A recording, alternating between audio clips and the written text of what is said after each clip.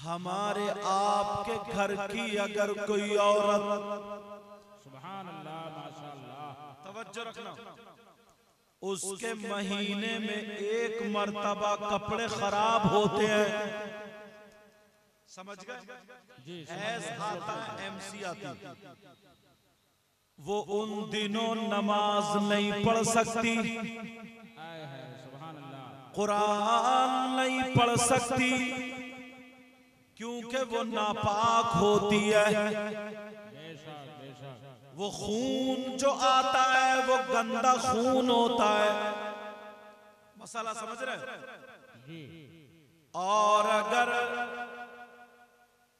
वो बहन उसकी शादी हो जाए, शादी के बाद अल्लाह ताला उसको बच्चे की उम्मीद अता कर दे, तो जब बच्चे की उम्मीद हो जाती है तो वो खून आना बंद हो जाता है। सुभान अल्लाह, सुभान अल्लाह, माशाअल्लाह। उलमा के लिए, उलमा तो मुझसे ज्यादा जानते हैं, समझे, हमारे और आपके सबके लिए वो खून बंद हो जाता है। अब सवाल ये पैदा होता है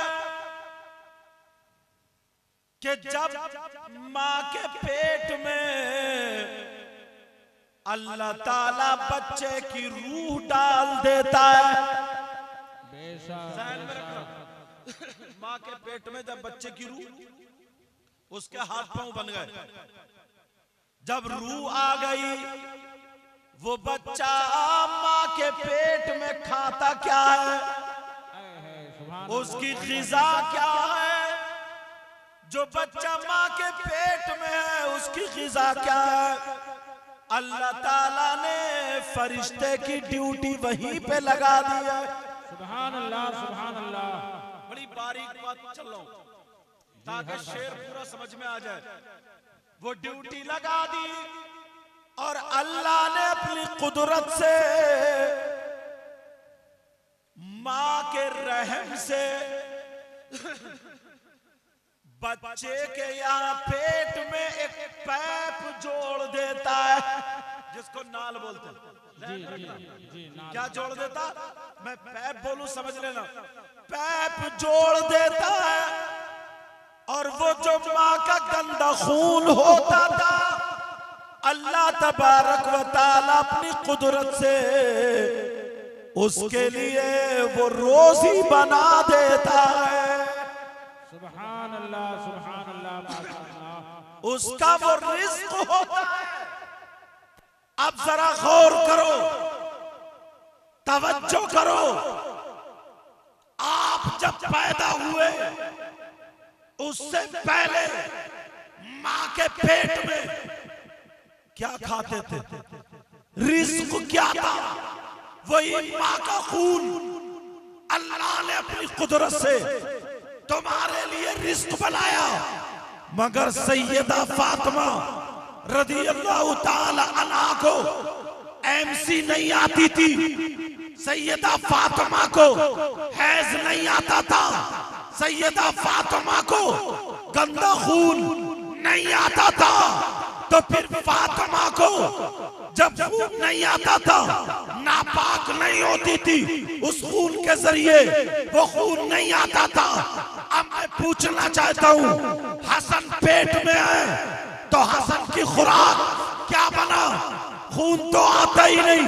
हुसैन पेट में है, हुसैन की खुराक क्या बना? खून तो आता ही नहीं। इमाम मोहसिन पेट में खुराक क्या बना? हजरत रुकैया पेट में खुराक क्या बना? उम्मे कुलसूम पेट में खुराक क्या बना? ज़ैनब पेट में खुराक क्या बना? आला हजरत के इस शेर ने जवाब दे दिया, अरे तुम्हारा रिज़्क माँ का खून बनता है और सैयदों का रिज़्क नबी का नूर बनता है।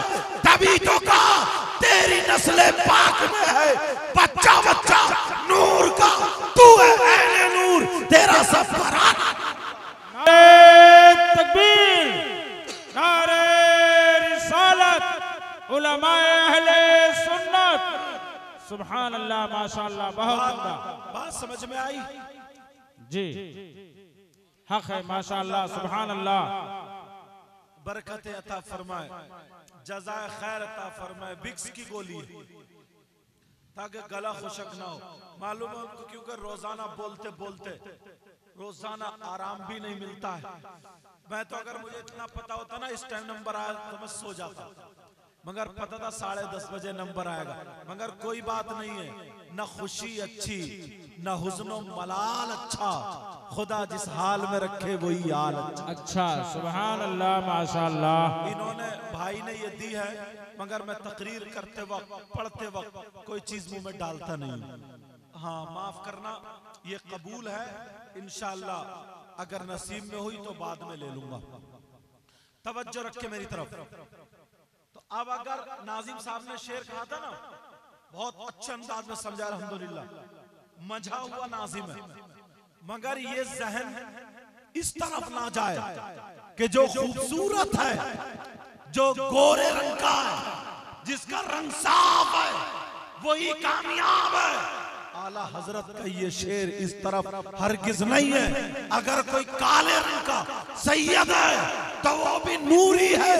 अगर गेहुए रंग का गुंदुमी रंग का सैयद है तो वो भी नूरी है।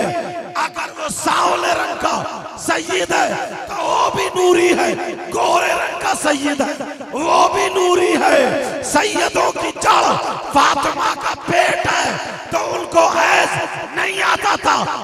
हज़रत ने यही कहा, या रसूल अल्लाह तेरी नस्ल पाक में है, बच्चा बच्चा नूर का, तू है नूर, तेरा सब घराना नूर का। सुभान अल्लाह माशाअल्लाह।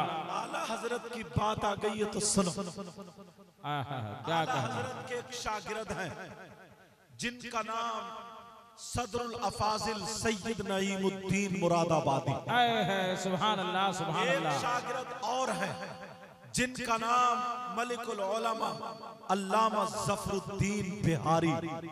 एक शागिर्द और सदरुल शरिया। इन लोगों का नाम सुना होगा। अल्लाह आला हजरत इन तीनों को पढ़ा रहे थे रमजान का महीना। बेशक बेशक।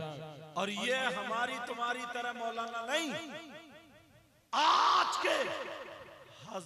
के दौर के हजारों आलिमों पे आला हजरत का ये एक शागिर्द भारी था। सुभान अल्लाह सुभान अल्लाह। आला हजरत पढ़ा रहे थे, पढ़ाते पढ़ाते पढ़ाते पढ़ाते आंखें बंद की, कहा बेटा कल पढ़ाऊंगा जा। वो बच्चे पढ़ने वाले थे, आज की तरह नहीं छुट्टी हो गई तो खुश हो गए। सबक हो या ना हो, कुछ पढ़े ना पढ़े, कहने लगे तीनों बच्चे सरकार और पढ़ा दीजिए। कहा नहीं अब आप जाओ। कहा सरकार पूरा करा दीजिए। कहा नहीं आप जाओ। तीनों बच्चों को कमरे से बाहर कर दिया और किवाड़ बंद। तवज्जो रखना, किवाड़ बंद। जैसे ही किवाड़ बंद करी और तीनों बच्चे दरवाजे के बाहर थे, तो पहले की किवाड़े मोटे मोटे पटलों की होती थी, जी जी जी, तख्तों की होती थी, तख्तों की मोटी होता था। मोटी बिरन जुड़ी हुई होती थी। एक बरसात दो बरसात के बाद उन किवाड़ों में झिरी हो जाती थी। जी जी, झिरी हो जाती थी। वही आला हजरत की किवाड़े थी। आला हजरत ने चिराग बंद कर दिया, लाइट नहीं चिराग बंद कर दिया। जैसे ही चिराग बंद करा अंधेरा हुआ। 1 मिनट नहीं गुजरा, इतनी रोशनी हो गई जैसे 20 हो 50 हो चिराग की भी रोशनी उसके सामने फीकी है। बेशक बेशक। रोशनी हो गई। अब वो किवाड़ की झिरी से रोशनी निकल के उन बच्चों के चेहरे पे पड़ी। सुभान अल्लाह सुभान अल्लाह। बच्चों ने पलट के देखा कि ये क्या हुआ, रोशनी कहां से। जब किवाड़ के पास पहुंचे, झिरी पर आंखें रखी, देखा तो आला हजरत के बिस्तर पर मसनद पर एक नूरानी चेहरे वाला, खूबसूरत चेहरे वाला आराम कर रहा है, लेटा हुआ है और आला हजरत उनके पांव दबा रहे हैं। सुभान अल्लाह सुभान अल्लाह। आला हजरत पांव दबा रहे हैं और दबाने के बाद अरबी में कुछ सवाल कर रहे हैं। और वो जवाब दे रहे हैं। मगर ये तीनों बच्चे काबिल थे, अरबी जानते थे, नहव सर्फ सब आता था, बलागत फसाद आती थी। अल्लाह, मगर इतने धीरे बोल रहे थे, पता तो चल रहा था अरबी बोल रहे हैं, मगर ये पता नहीं चला क्या बोल रहे हैं और क्या जवाब दे रहे हैं। पूरी रात आला हजरत पूछते रहे, वो जवाब देते रहे, ये पूछते रहे, वो जवाब देते रहे। जब पूरी रात सहरी का टाइम जब शुरू हो जाता है, सहरी का वक्त शुरू हुआ, तो वो बुजुर्ग चले गए। जैसे ही गए अंधेरा हो गया, फौरन आला हजरत ने चराग जलाया और जलाने के बाद जब किवाड़ खोल के देखी तो तीनों शागिरत सामने खड़े हुए थे। आला हजरत उस्ताद थे, वो बच्चे थे, शागिरत थे। आला हजरत कहने लगे, बेटा तुम कब से यहाँ खड़े हो? अरे तुम्हें सो जाना चाहिए, अब तुम सोए नहीं हो तो दिन में कैसे पढ़ोगे? तुम्हें दिन में नींद आएगी।